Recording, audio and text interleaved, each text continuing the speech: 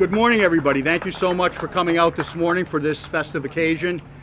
We are very happy and grateful to have the great governor of the state of Connecticut with us, Ned Lamont. Thank you, Governor, for taking time out of your very busy schedule to be with us. They can hear me. If they're not on, so be it. As my mother would say, it's a glorious summer day.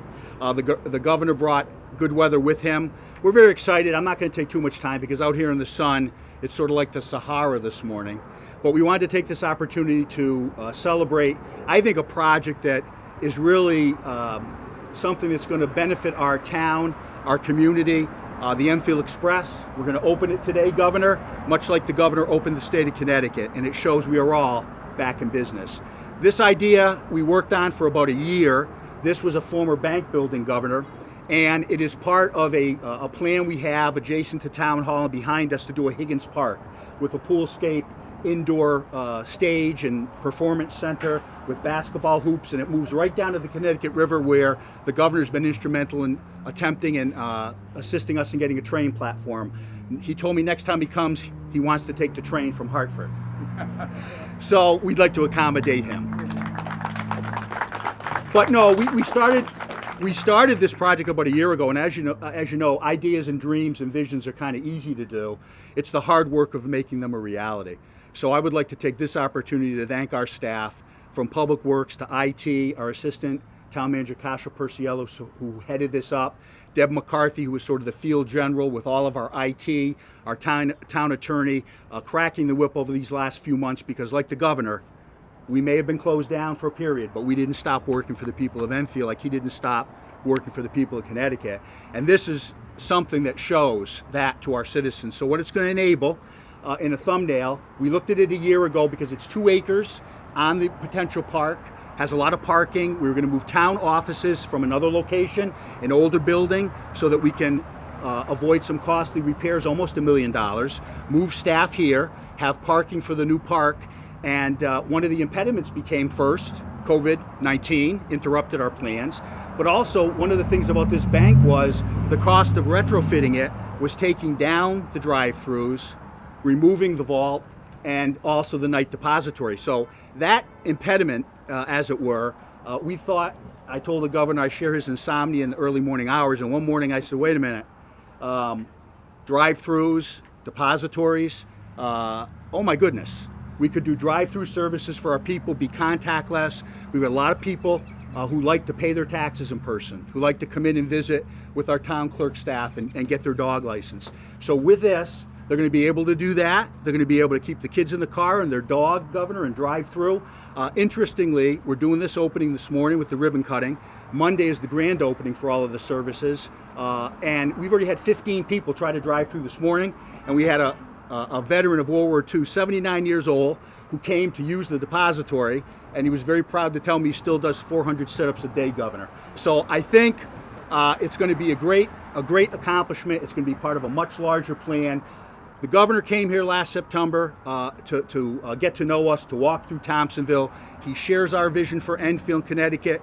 We are the gateway to the state. He hasn't stopped. We're going to take off like a rocket in economic development. We have a lot of projects, again, because we never stopped working for our citizens. So before I introduce the governor, I'm going to have Mike Ludwig, our mayor, come up and say a few words, and then Cindy Mangini, who's the minority leader, to share this morning with us. And again, I thank you all, and I thank all of our staff, particularly Public Works and Building and Grounds, who made such an amazing effort to bring this building to life. It had been out of use for a few years, little cobwebby, little decrepit, and they spruced it up, and I think they did a marvelous job. So I thank all of them, all of our staff, and I'm happy that we'll be able to provide this incredible service to the residents of Enfield. Mayor Mike Ludwig. Sir.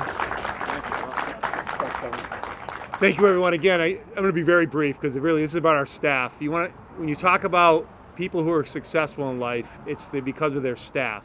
We're here today because our folks never stopped working, even through the pandemic. You know, the video that was put together back about a month ago showed all the things that they have done to get us ready for this moment as we confidently open back up, you know, through a pandemic that's been hopefully a once in a lifetime thing. And our folks never stopped working. We're creative. We also, the thing that I understand, people got to remember, our staff understands our town. folks want to pay their taxes in person. That's who we are in this town. We don't like sending checks to a P.O. box. We don't like sending something where we don't know who, we don't get a receipt for it. I mean, when your staff understands the people of your town, hopefully that means we have a pretty good town.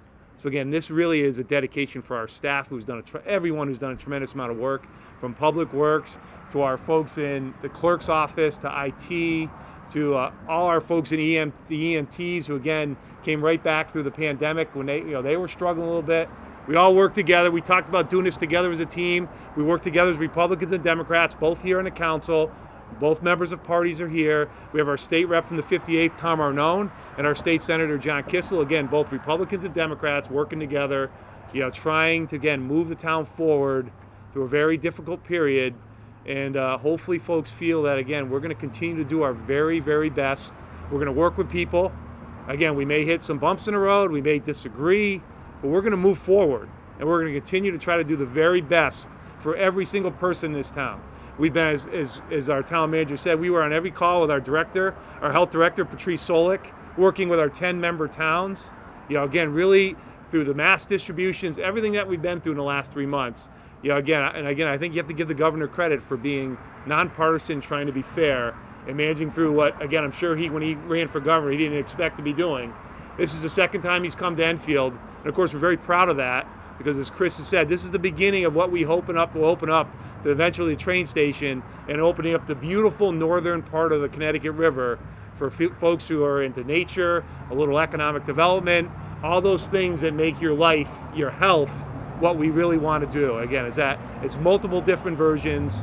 It's an honor to have the governor again back here in Enfield. He's welcome anytime, as we told him back in the fall. And we're very proud for him to be here. Thank you all for being here. This is your work. This is for what you have done. You deserve all the credit, every single one of you. You should be proud of yourself. Because again, this is innovative. I mean, who says government isn't innovative? You folks are innovative. This is innovative. Safety, economic development. Pretty cool. Very cool. You guys should be very, very proud of yourself. And I know I'm very proud of everyone here today, because I know you've worked your rear ends off. So thank you very much. And I will turn it over to Chris. And just before the governor, we'll invite Cindy Mangini. She is our minority leader from the town. I'd also like to say all of our town council is here as well to show their support. And I'll tell you, as I said, you can have dreams and ideas, but if somebody doesn't support you and fund it, they don't go anywhere. This council unanimously supported our efforts to get this building. And so our public knows we're going to save money in the long run, because every dollar for the last 2 years of the lease we get to use towards the purchase price. We're also working with the federal government, Build America, to be able to get, hopefully, funding to pay for this building and other portions of our Higgins Park plan. So with that, I give you Cindy Mangini. Thank you, Mr. Town Manager, and thank you, residents of the town of Enfield, for having faith and confidence in our town, our staff, for allowing us to go forward with this innovative, thinking out of the box solution to our addressing the pandemic. This is going to be very helpful for people.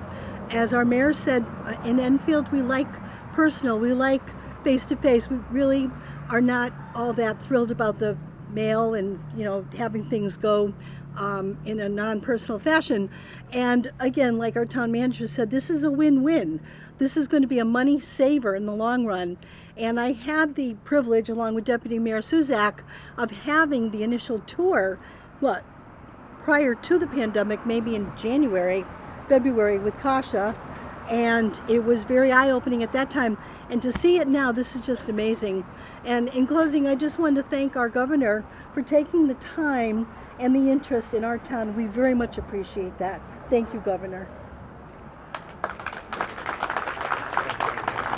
So without much further ado, I just would like to thank the governor. I would echo what our mayor said.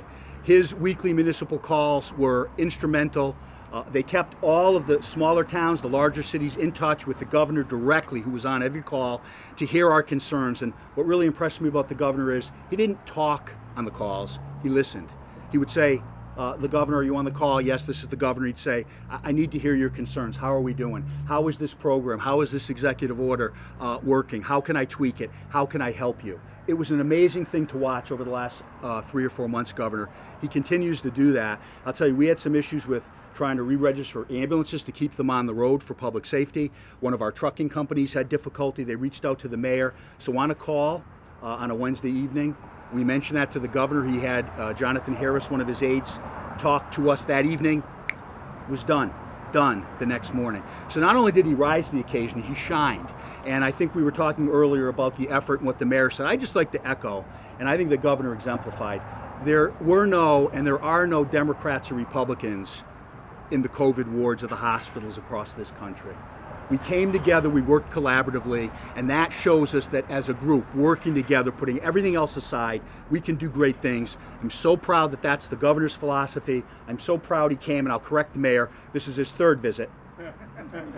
Sorry about that. 3rd visit. I want it to become so people say, oh, the governor's here again. But Governor, thank you, welcome, please join us. Thank you, Chris. I'm smiling under my mask, Enfield, and let me start right where you left off in terms of this is what you have all done. But I want to say something else. Connecticut right now has probably the lowest or some of the lowest infection rates of any state in the country. And that is because of all of you.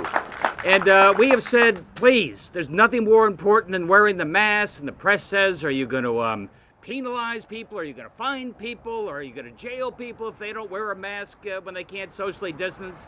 And I've just been able to say the people of Connecticut have been doing the right thing more than any other state. And right now, we're able to get some benefit from that. As you know, I'm a little anxious because we're not an island unto ourselves, and there's a lot of other states, and they're flying in and out of Connecticut. And some of these states have a 20, 30% infection rate in given areas. You know, we're down below 2%, and that's because of each and every one of you wearing those masks. And for that, I'm really thankful on behalf of all the people here in this state.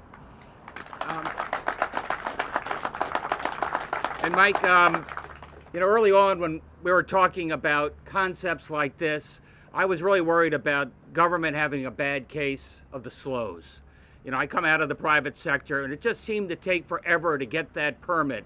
You know, waiting in those long lines at DMV.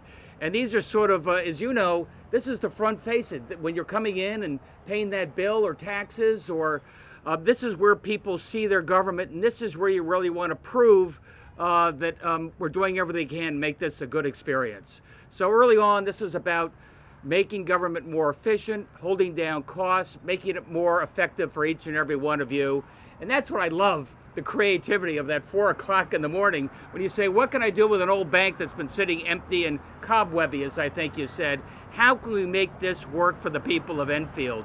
And you've really been a leader as I look around. The idea that you can drive through, the idea that you can get more of this without waiting in that long line. We did that at DMV, you know, just a few days ago as well. So it's about showing respect for the taxpayers, showing respect for the customers, doing everything we can to make sure we as government officials earn your trust. And now there's something else. You know, it's also about public health. And this is just one more way that we can keep people from having to aggregate in a big group, hanging out back and forth, the possibility that this virus spreads. Everything we can do to make this easier, everything we can do on a drive-through basis. We're doing it here in Enfield at the town level. We're doing it at DMV, and we're trying to spread this across the state. This may be, you know, part of a new normal, but it's a good thing too. And you know, some people say we're the land of steady habits, a little slow to adopt new things, not in Enfield. I love the fact you're taking the lead on this. What a difference it makes. Hey, nice to see you, everybody. I really love being back here. It's this state is coming back. This state is coming back. You know, we were hit pretty hard. You know, first the economy, then hit pretty hard. You know, by COVID, hit harder than just about any state in the country. And look how far we come, thanks to each and every one of you in 90 days. Keep it up. Thanks, everybody.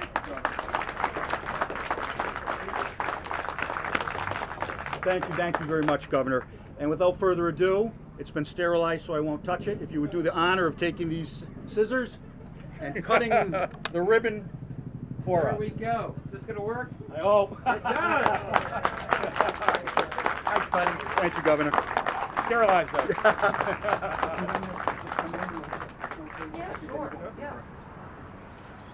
Well, that concludes the public portion of our program. I thank you all for coming. I thank the governor. We're going to give him a little tour inside and try to keep our social distancing. I'm getting older. I'll try to remember to keep my mask on. And thank you all. God bless you all, and God bless America. I'll be back in a few minutes.